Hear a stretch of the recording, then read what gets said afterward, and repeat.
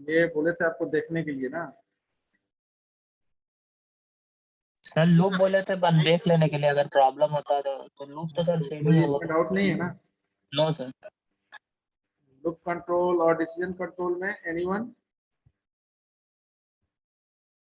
No sir.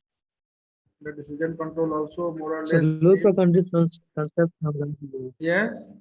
Hello sir, हाँ बोलिए। Loop में सर दिक्कत है। लूप में? Yes sir. बताइए कौन सा लूप में दिक्कत है? तो स्लाइड, प्रीवियस स्लाइड दिखाई इसमें? सर, प्रीवियस स्लाइड दिखाई।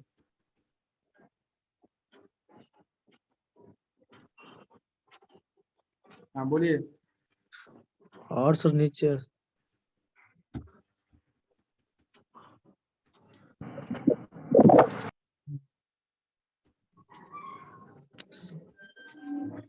हाँ कौन सा लूप में?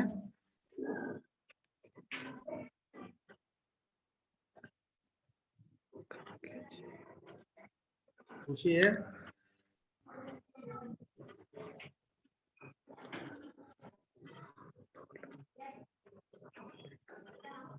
फोर वाइल लूप में सर, लूप जो बोले थे ना, जो देख के आने के लिए, तो उसमें क्लियर पूरा नहीं समझ में आया हुआ था।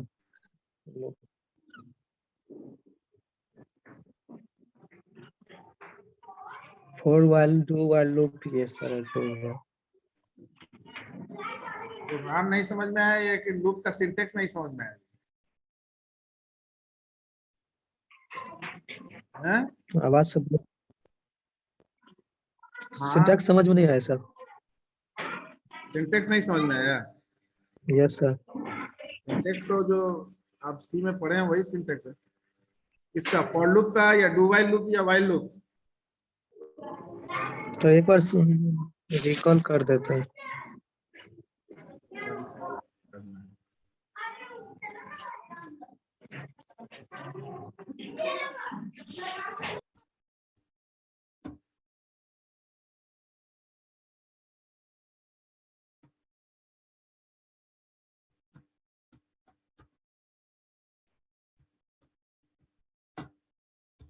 देखिए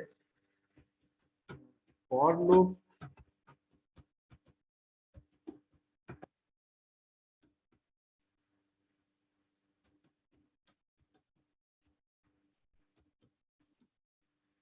जनरली अगर हम लूप की बात करें तो लूप फंक्शंस अगर आप यूज करते हैं तो एक ही फंक्शंस या अलग अलग फंक्शंस से हम इसको इम्प्लीमेंट अगर करना चाहें तो we just make a general function which works as a call by value. तो कॉल बाय वैल्यू के लिए अगर यूज करना चाहें तो we just mention void, function बना लेते हैं void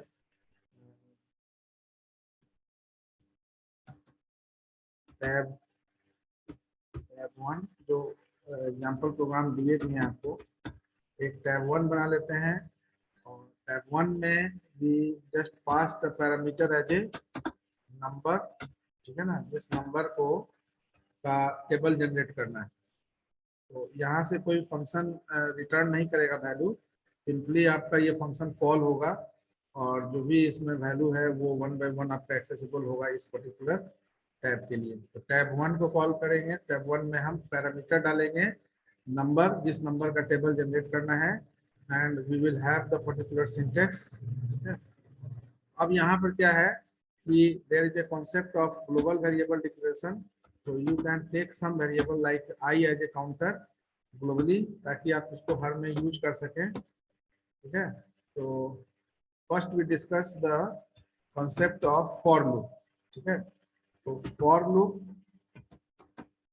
में एज लाइक सी प्रोग्रामिंग आपने जो किया, तो फॉर लूप में भी यहाँ पर क्या है कि all the expressions used in the same line, एक ही लाइन में आप तीनों एक्सप्रेशन ले सकते हैं। Expression 1 2 3 mention in that PDF that expression 1 consist of initialization of counter. तो जो भी काउंटर वेरिएबल जैसे आई ले रहे हैं तो उसका इनिशियलाइजेशन प्रोसेस आप यहाँ कर सकते हैं। अगर इनिशियलाइजेशन आप बाहर में करना चाहते हैं so that should be separated by semicolon to initiate expression 2. Expression 2 में आपका कंडीशंस चेकिंग होगा। एक्सप्रेशन 2 में कंडीशंस, जिस कंडीशंस के बेसिस पर आपका ये लूप कंटिन्यू होगा। और एक्सप्रेशन 3 कंटेन्स द मॉडिफिकेशन, यानी after each pass how you can modify the counter value. तो काउंटर वैल्यू कैसे मॉडिफाई करेंगे। अब ये एक्सप्रेशन 1 2 3 जो है, अगर हमको कोई टेबल प्रिंट करना है तो sum value is static is here, यानी हमको 1 to 10 अगर टेबल प्रिंट करना है तो काउंटर वैल्यू 1 से स्टार्ट होगा और ये अप टू 10 तक जाएगा। और हर बार आपका जो है काउंटर जो है वो 1 से इंक्रीमेंट होगा। Now under this we just print the particular format, जिस मैनर में आपको प्रिंट करना है। तो new line, if you want to take new line and then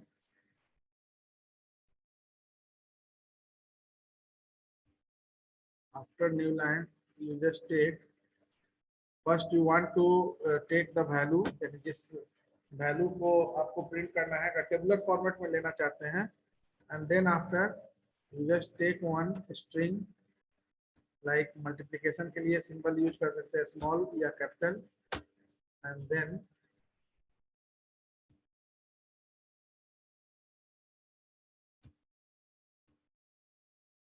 then you call n, and finally equal to, and then in Java you just use for concatenation plus operator, sometimes comma. In Golang we use comma, as well as scanf या printf का जो format है C type format, and here we are using m into n is equal to m asterisk, n तो ले नहीं रहे यहाँ पर, m हम लेंगे तो m हमारा कांस्टेंट रहेगा, यहाँ n नहीं i, according to loop, and here we take m asterisk I. So after printing one line, the next line आपका जो है कर्सर न्यू लाइन क्रिएट करेगा फिर दूसरे लाइन के लिए। तो अब ये फॉर लूप में क्या है कि expression initialization work, condition checking और इन मॉडिफिकेशन, दोनों तीनों चीज एक साथ ले लिए। सेम थिंग अगर हमको करना हो अगर डू वाइल के लिए, तो डू वाइल के केस में क्या है कि you have to perform initialization work before the loop. तो लूप के पहले हम i इक्वल टू 1 इनिशियलाइज किया, इसके बाद do, because it is exit control loop, तो एग्जिट कंट्रोल लूप है तो विदाउट चेकिंग एनी कंडीशन एक बार आपका तो लूप एग्जीक्यूट हो ही जाएगा, ठीक है ना। And here we take the condition like while whatever condition we are mentioning over there, and it should be terminated by semicolon। तो जो कंडीशंस है, कंडीशंस क्या था कि i का वैल्यू जो है वो लेस देन और इक्वल टू 10 तक ये लूप चलेगा।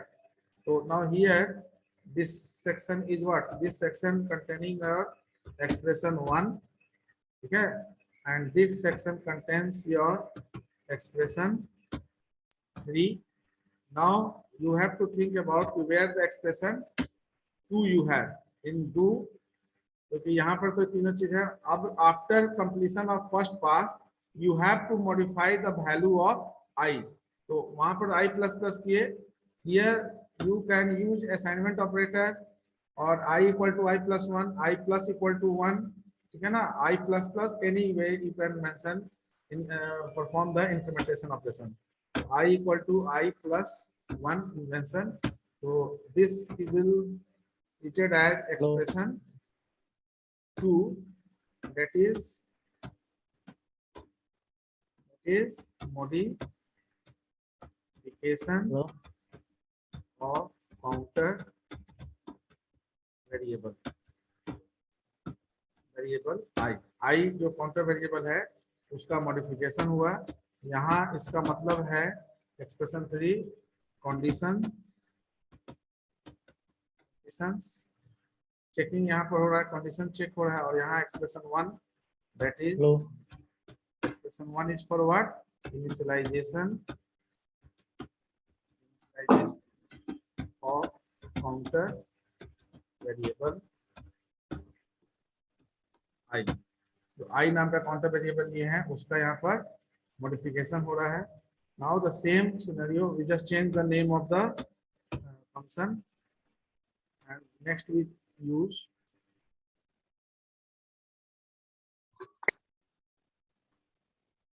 further we take one function called while loop. So here we place while. हाँ काय ना बोले हम तो बोलत रहले उधरे तो ना बोलत रहले बोलिए, कुछ बोल रहे हैं क्या?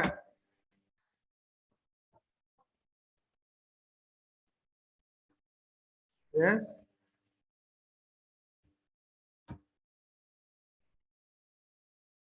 So now expression one, initialization, then condition checking. After checking conditions, inside the loop we modify the particular counter, and then we check out the function name by tab 3. Now whenever, suppose we take A, B and C, three variable, and here we take enter number which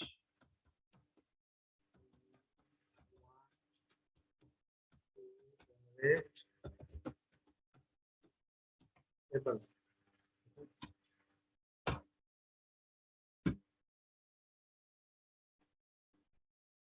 यहाँ पर क्या है कि सी इन आप A B,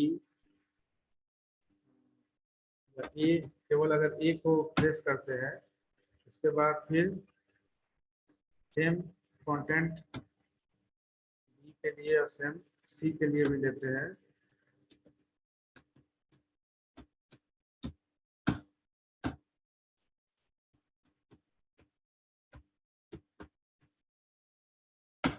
एक साथ भी ले सकते हैं, लेकिन we just try to call the particular function tab 1 by passing the parameter a. Then after we take the entry for b and call function tab 2 with passing the variable b.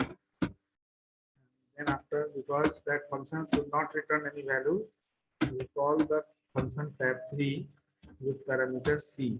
Okay. So you have provision to print three different number table for three different numbers. Now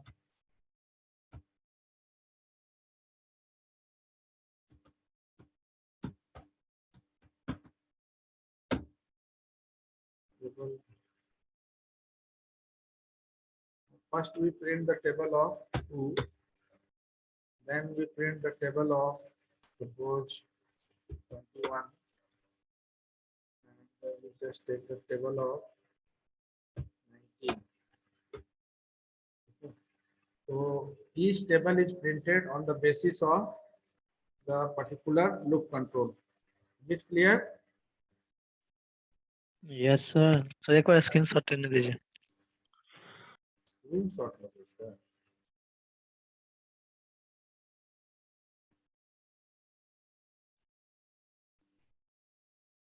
sir scroll कीजिए.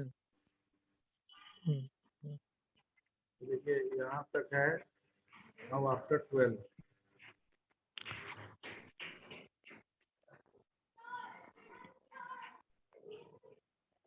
Yeah. Yes sir.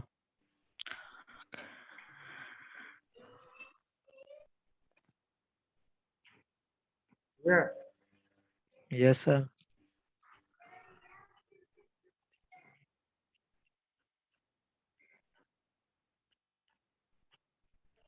It.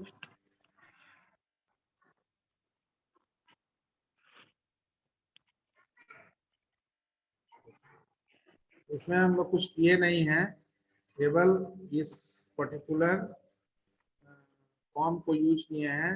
इसलिए for loop, जब आपको Meta loop लेना होता है तो इससे एक कंक्लूजन आप निकालेंगे कि मेटा लूप जब देते हैं तो चूंकि यहाँ पर आपके पास प्रिविलेज रहता है कि आप इनिशियलाइजेशन, मॉडिफिकेशन और कंडीशन एक ही पैरामीटर एक ही लाइन पर वर्कआउट कर रहे हैं, डिफरेंट सेगमेंट में डिफरेंट लोकेशंस पर नहीं आपको करना है ये वर्कआउट। तो इसलिए फॉर लूप, मेटा लूप के केस में for loop is better option to perform any operation.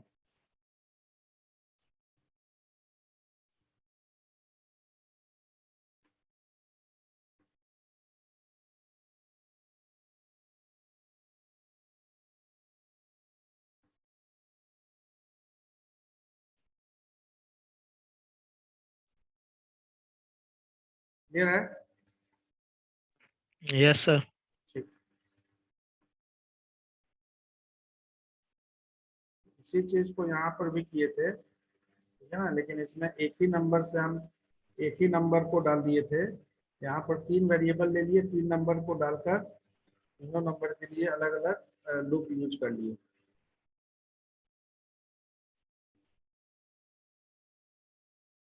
है ना, यहाँ पर आपका केवल एक ही नंबर जो इनपुट लिए और उसी का 3 तरह से प्रिंट किया, यानी कि while loop, for loop, do while loop से।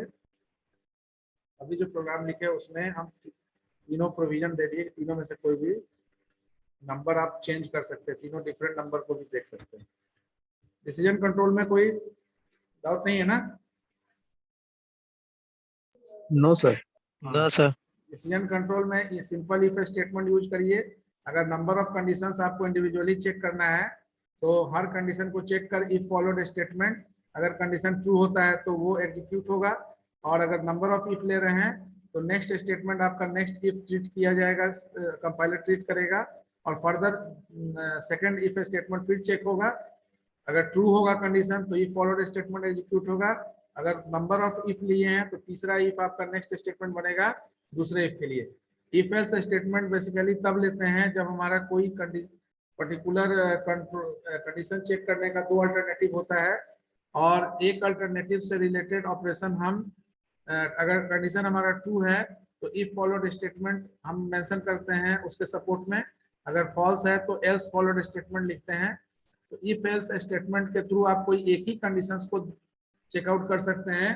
That's why there is a provision of nested if else and if else ladder statement, जहां पर आप नंबर ऑफ कंडीशंस को नेस्टिंग इफ का नेस्टिंग करके या एल्स इफ लेडार यूज करके कर सकते हैं। सिंपली स्विच स्टेटमेंट का यूज आप बेसिकली नंबर ऑफ कंडीशंस को स्विच के फॉर्म में, यानी कि you can use case to perform any operation, and switch statement give you the assist you to design a menu based program, यानी कोई भी menu based program में switch statement give you the proper assistance. Break to is used here in C++ to separate various cases used in the switch statement. तो switch statement के अंदर जो cases use हो रहा है उस cases को सेपरेट करने के लिए switch statement में break यूज कर सकते हैं। Continue statement is basically used to skip some of the contents from the list, यानी कि list of contents में से कुछ contents को अगर आप skip करना चाहें तो you can set condition for that particular instructions and continue the process whenever that particular instructions or the numeric value comes in scanning. So after each pass the particular value will be checked. अगर उस value को जिसको skip करना है आप conditions में अगर वो वैल्यू आपका पत्र निकलता है तो उस केस में प्रोसेस टू बी कंटिन्यू रहता है, वहां टर्मिनेट नहीं होगा। आपका प्रोसेस तब तक चलते रहेगा जब तक कि आपका स्पेसिफाइड कंडीशन फुलफिल हो रहा है। Go to statement, you can use go to statement as an alternative of else if ladder और इफ एल्स स्टेटमेंट। तो इफ एल्स स्टेटमेंट के अंदर आप गो टू स्टेटमेंट को लेबल के थ्रू हैंडल करने के लिए यूज कर सकते हैं। That means in place of using a statement after if or after else, you can use go to statement and make a label, and on the basis of that label you can fulfill your objective, whatever objective you want to fulfill through the go to statement. Return statement, you already know that in function whenever you want to return anything then you just use the return statement. So return statement is used here to return a single value, which is used whenever you want to return any value through the function. So that is the whole about the decision control and loop control statement in C++. Now today we will discuss about functions in C++. So earlier you already have a concept and some of the program you already discussed about related to the function. तो first of all थोड़ा सा इसको overview ले लेते हैं कि basic आपका जो है फंक्शन से रिलेटेड जो बेसिक हमारा जो कॉन्सेप्ट क्या है। तो बेसिक कॉन्सेप्ट ये है कि फंक्शन अपने आप में एक सेल्फ कंटेंट प्रोग्राम्स है। तो सेल्फ कंटेंट प्रोग्राम्स कहने का मतलब है कि whenever you are thinking about procedure, subroutine or function or method, that means you are thinking a individual part of code. Individual code, ठीक है। तो इंडिविजुअल कोड के बारे में हम लोग देखते हैं। इंडिविजुअल कोड का मतलब है कि whenever you want to reduce the complexity of program by avoiding duplicacy or redundancy of data, then you make that particular instructions or part of code as if you treat that part of code or procedures as a part of function. तो इसलिए self content programme को कहा गया है।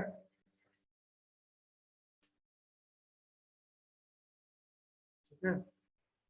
दूसरा कि it is used to combine a particular set of instructions that needs to be accessed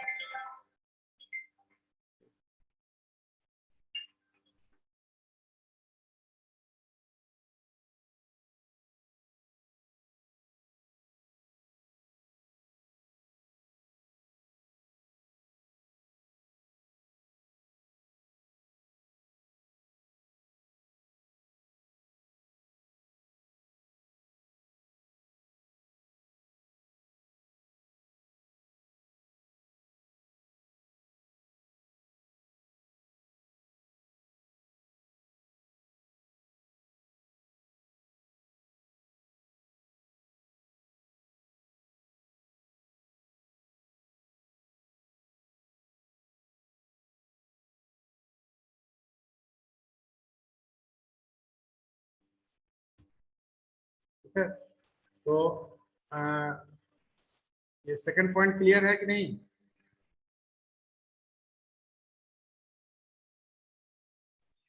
yes sir. जो चीज आपको प्रोग्राम में रिपीटेडली बार बार यूज करना चाहिए। For example whenever you are writing program to perform any matrix operation, तो matrix operation में you need to take input for different matrix। मान लेते हैं एडिशन, सब्ट्रैक्शन, मल्टीप्लिकेशन, ट्रांसपोज, किसी तरह का कोई भी ऑपरेशन परफॉर्म करना है तो you need a matrix first. तो first of all you need to take input for the matrix, then for taking input you have to use same set of for loop, यानी कि one for loop for row and one for loop for column. Yes बोलिए। Ramya Rani, you are raising hand. Any query you have?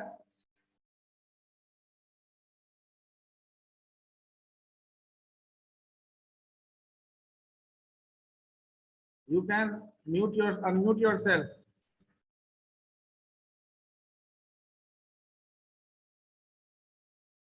Okay.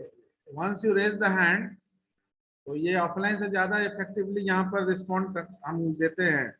तो ये अगर गलती से हो गया तो उसको बता दीजिए, otherwise I will continue. Okay. तो और तीसरा पॉइंट उसी से रिलेटेड है। उसी से रिलेटेड का मतलब कि जब आप कंबाइन कर रहे होते हैं कोई पर्टिकुलर सेट ऑफ इंस्ट्रक्शंस को जिसका बार बार एक्सेशन करना है, तो उस केस में हमारा क्या होता है, हम रिपीटेशन को प्रिवेंट कर रहे होते हैं, यानी एक ही काम को बार बार लिखने से बच रहे होते हैं अपने कोड में, और ये आपका मेमोरी वेस्टेज भी बचता है। यहाँ पर एक ही चीज को बार बार नहीं लिखकर उसको मैपिंग कर दिया गया। तो in C++ for a smaller module we use inline function, यानी there is an inline keyword. तो इसका भी एडवांटेज है, C++ में एक एडवांटेज है, इनलाइन कीवर्ड से जो भी स्मॉलर फंक्शन है वो कंपाइलर उसको ऑटोमेटिकली इनलाइन ट्रीट करता है। इनलाइन फंक्शन से प्रिसीडेड अगर होता है तो उसका क्या एक्सेशन कैसे होता है, कोई बता सकते हैं? Any idea about inline? It is not discussed till now, but I just discuss it in a particular program and features. What is the privilege set once the particular function become inline, and it is not permissible for larger module. Larger function या module के लिए inline keyword use नहीं किया जाता है, compiler नहीं use करने का परमिशन देता है। क्यों? क्योंकि यहाँ पर मेमोरी मैपिंग वंस होता है and accessing throughout the execution session of the program रहता है। तो बता सकते हैं इनलाइन का क्या एडवांटेज है C++ में? एनीवन? सर क्या क्वेश्चन है सर? हैं? सर क्या क्वेश्चन है सर, एक बार फिर से रिपीट कीजिए सर। क्वेश्चन ये है कि there is an inline function. Sir ये वन लाइनर फंक्शन आप बताए थे इनलाइन फंक्शन के बारे में, लेकिन सर इसके साथ लार्ज अमाउंट ऑफ कोड्स को हम लोग एम्बेड नहीं कर सकते क्योंकि फिर बहुत ज्यादा मेमोरी एलोकेशन हो जाता है। तो अगर लाइन ऑफ कोड्स कम है तब हम लोग इनलाइन फंक्शन का यूज करते हैं। Line of code inline function का मतलब है कि आप जब भी, अभी हम लोग फंक्शन डिस्कस कर रहे हैं, तो जब भी कोई फंक्शन कॉल होता है, ठीक है, सपोज कोई एक फंक्शन आप बना रहे हैं, सम नाम का कोई फंक्शन बना रहे हैं, इसमें पैरामीटर आप पास कर रहे हैं, इसका रिटर्न टाइप इंटीजर है और यहाँ से रिटर्न आप कर रहे हैं, दो पैरामीटर सपोज कर लेते हैं,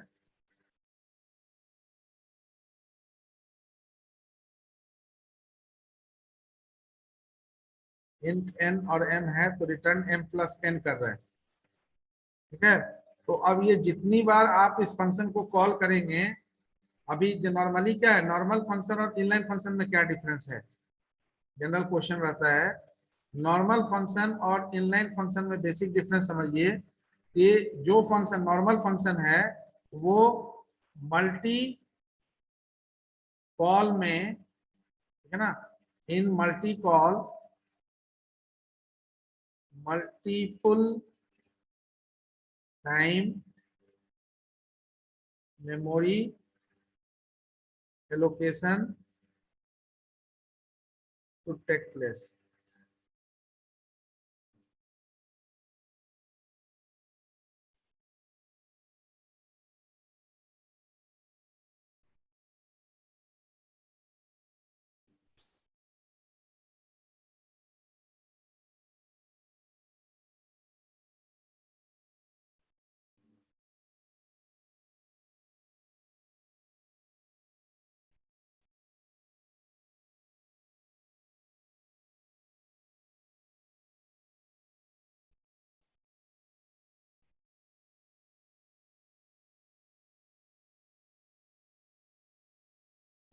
दैट मीन्स इनलाइन फंक्शन को जब मल्टीपल कॉल करते हैं आप, मल्टी कॉल सेशन में पहली बार टेस्ट इन मेमोरी वंस, ठीक है ना, that is at the time of first time function call.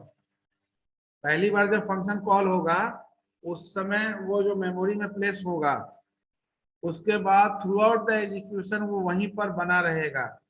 Number of call में बार बार वो कॉन्टेक्ट स्विच नहीं करेगा।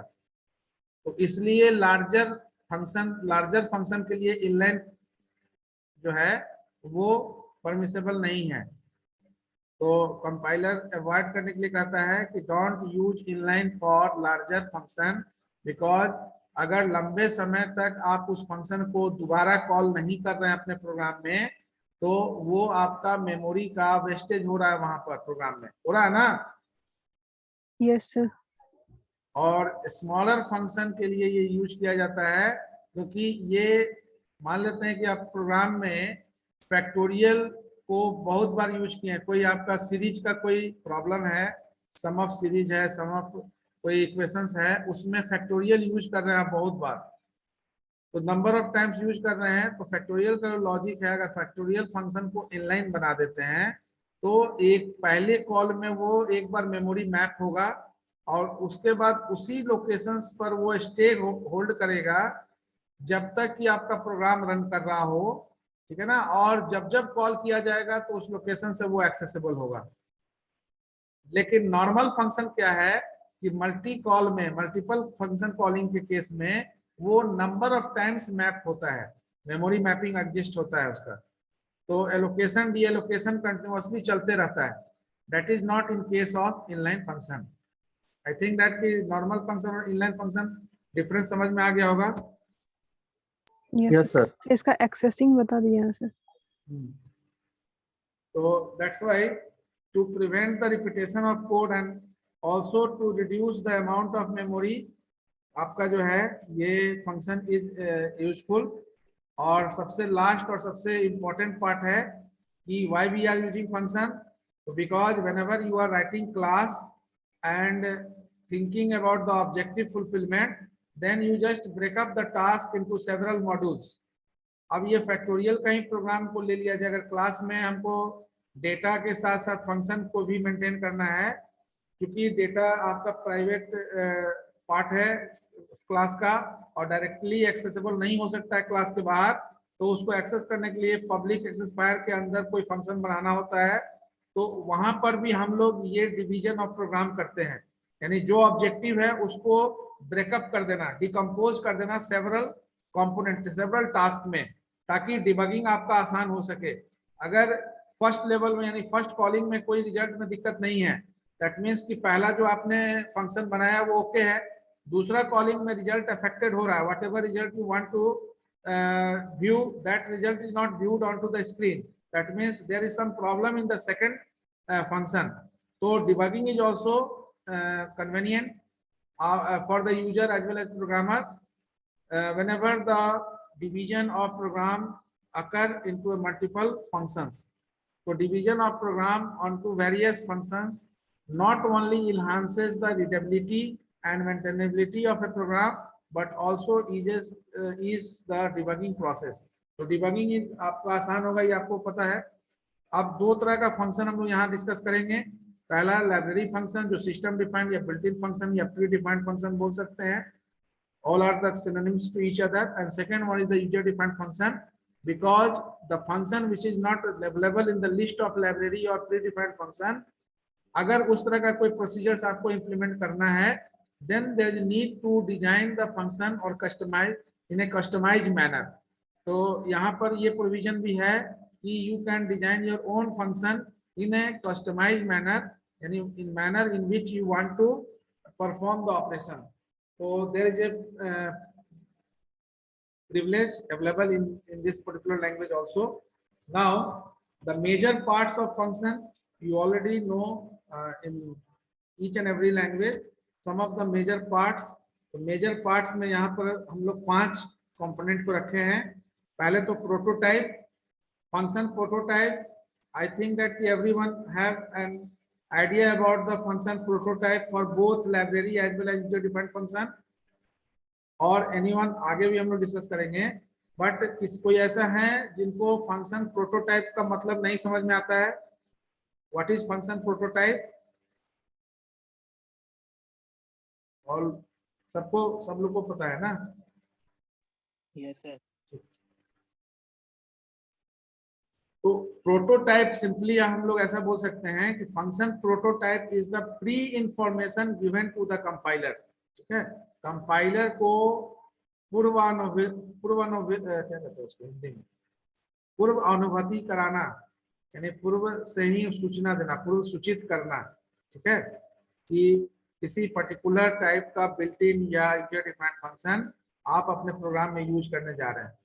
तो अब बिल्ट इन या प्री डिफाइंड या सिस्टम डिफाइंड या फाइनली लाइब्रेरी फंक्शन के लिए तो header file inclusion is the pre-information given to the compiler that you are going to use particular function for which the definition is available in the specific header file, and that's why you are including that header file in your program।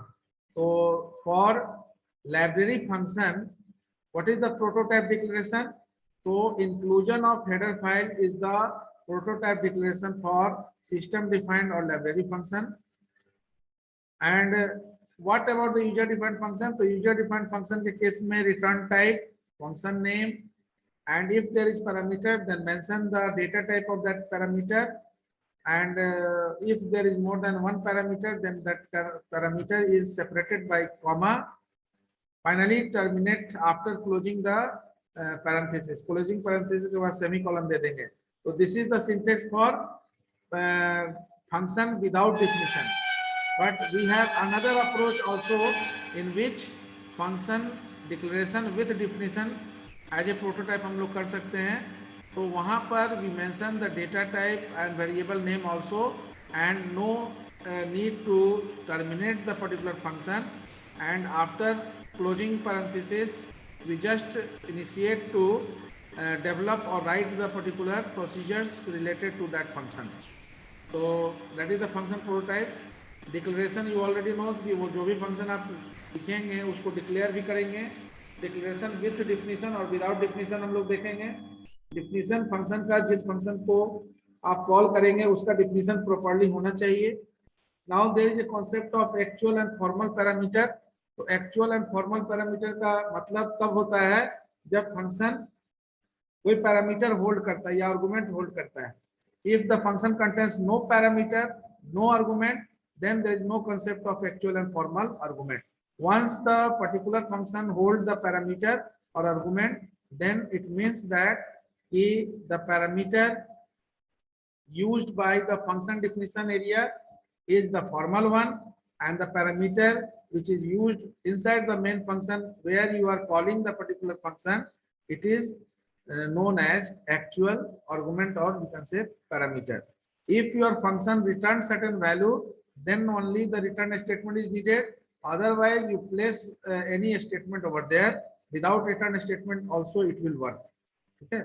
तो function prototype हम लोग built in function का यहाँ पर mention किया हुआ है. तो बिल्ट इन फंक्शन के लिए क्या है अभी जो बताए, by inclusion of preprocessor directive like math.h, string.h, ये इंक्लूड करने का मतलब है कि आप कंपाइलर को ये पहले से बता रहे हैं कि you are going to use any mathematical function in your program to fulfilment of any objective. string.h लिखने का मतलब है कि you are going to use some string handling function for fulfillment of any objective in your program. Is it okay? Yes, sir. Yes, sir. So this is about the built-in function.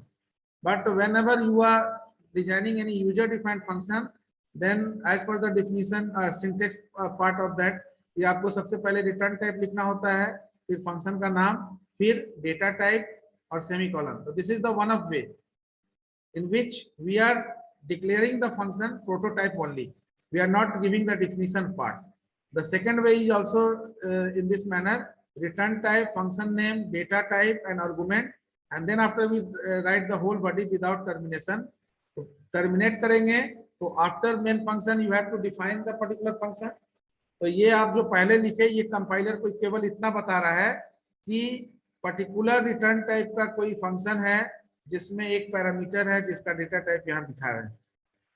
दूसरे वाले में क्या है कि आप compiler को उसका definition भी क्रॉस चेक करने के लिए दे देते हैं कि आप जो फंक्शन बनाए हैं जिसको कॉल करेंगे उस फंक्शन का नाम क्या है, उसका रिटर्न टाइप क्या है, अगर पैरामीटर है तो उस पैरामीटर का डेटा टाइप क्या है, अगर एक है तो ठीक है, अगर एक से अधिक है तो कॉमा से सेपरेट करके दूसरा पैरामीटर का डेटा टाइप क्या है. तो इसको वन बाय वन करते हैं. जैसे पहला तरीका हुआ कि सम नाम का कोई जैसे अभी हम लोग प्रोग्राम लिखे, इसमें हमने पैरामीटर पास किया है.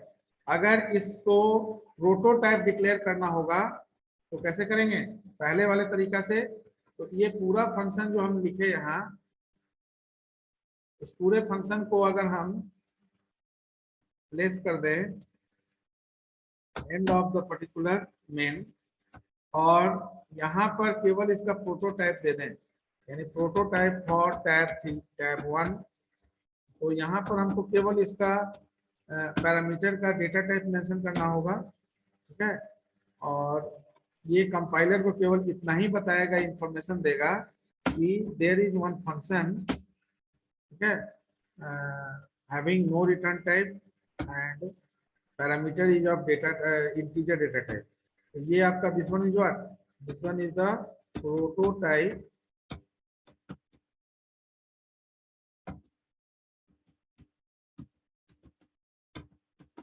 declaration without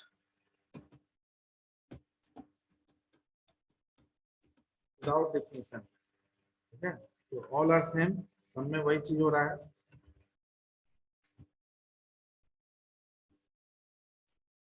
और यहाँ पर क्या करना है, मेन के बाद यहाँ पर फंक्शन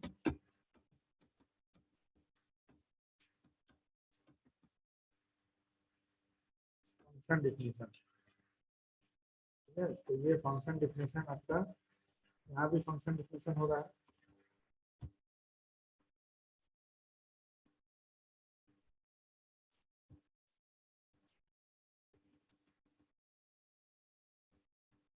ठीक है। अब ये चीज अभी जैसे हम लोग लिखे थे पहले, तो वही दूसरा तरीका था, यहाँ मेंशन किया हुआ है। यानी अभी हम लोग जो लिखे, ये आपका प्रोटोटाइप डिक्लेरेशन ओनली हो गया विदाउट डिफिनीशन, और जो पहले लिखे थे उसमें क्या था, prototype declaration with definition. Both are okay? Yes, sir. Sir prototype में मेन रहेगा ना? प्रोटोटाइप मेन मेन के अंदर कॉलिंग करेगा ना इनवॉक फंक्शन को? हाँ हाँ, मेन के बाहर नहीं, मेन के अंदर नहीं लिखते हैं डिफिनीशन। अगर डिफिनीशन मेन के बाद दे रहे हैं तो ये प्रोटोटाइप आपको कंपाइलर को देना पड़ेगा। When you execute this programme,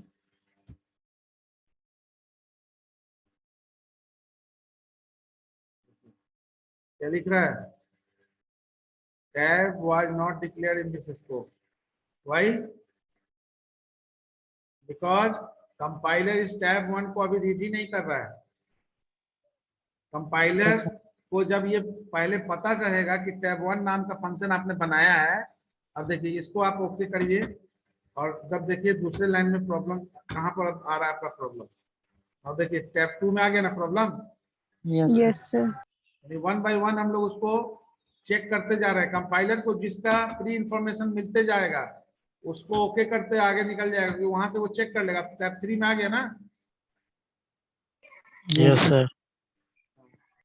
तो टैब 3, इसीलिए हम लोग क्या किए, ये पहले क्या किए थे, function prototype declaration with definition, ठीक है।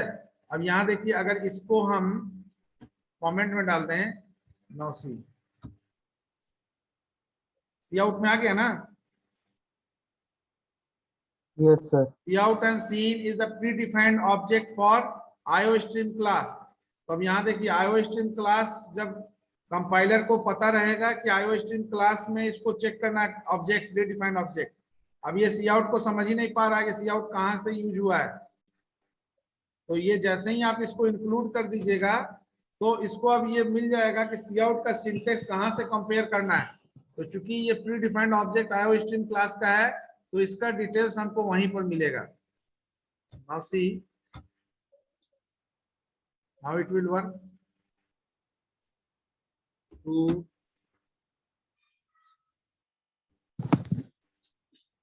3 8, ठीक है, काम कर रहा है। दोनों में डिफरेंस समझ में आ गया होगा? Yes sir.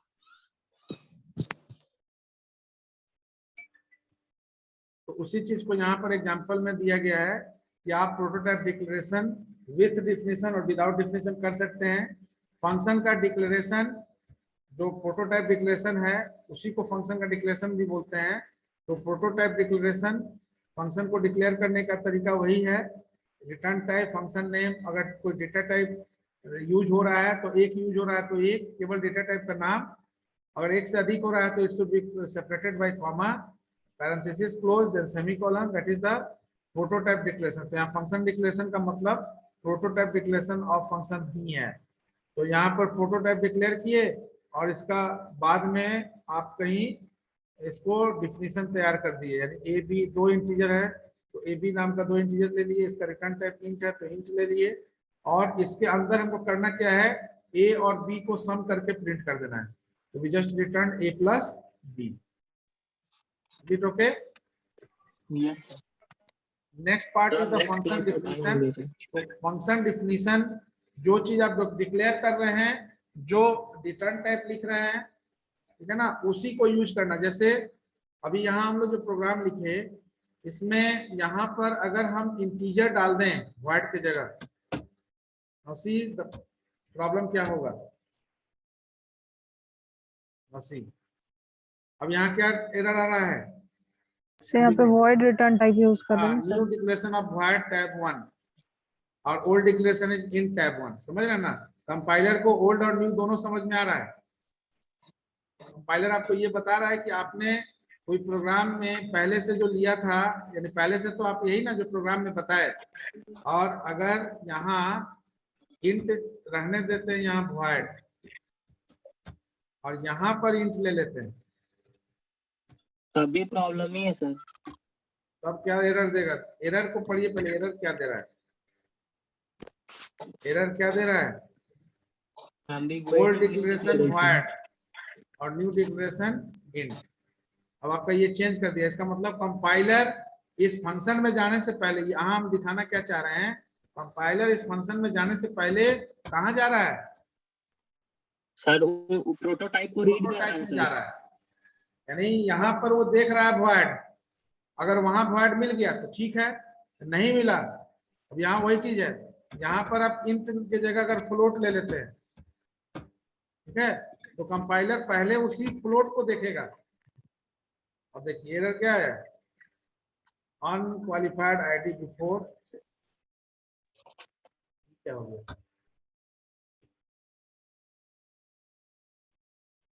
सर कमेंट में डाल दिए टेबल 1 का। अच्छा, उसको डिलीट कर दिए।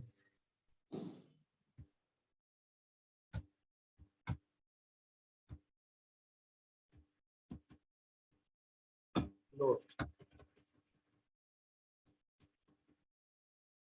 ये कहाँ, इधर से डिलीट हो गया क्या?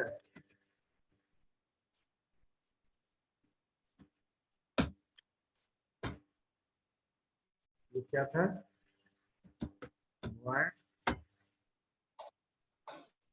टैब 1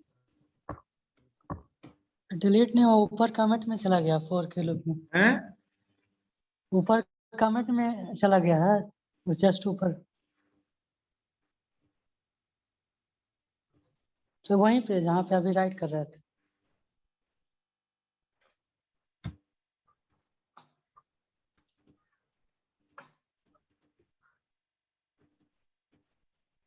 यहाँ से। कहाँ चला गया जी?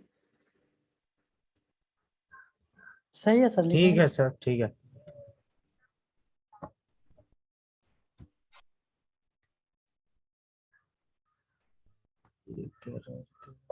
वो फ्लोट का एरर आ गया यहाँ पर, इसलिए एवरी सेक्शन मूवमेंट के पहले वो प्रोटोटाइप डिक्लेरेशन को देखता है आपका कंपाइलर, ठीक है। तो function definition is also clear. Yes sir. Yes, sir sir. Next class का टाइम हो गया सर। ठीक है, नेक्स्ट क्लास में ये पार्ट आप देख कर आइएगा, यानी इसको सी में भी किए थे आप, various ways of implementing user defined function on the basis of argument and return. ये एक मिनट,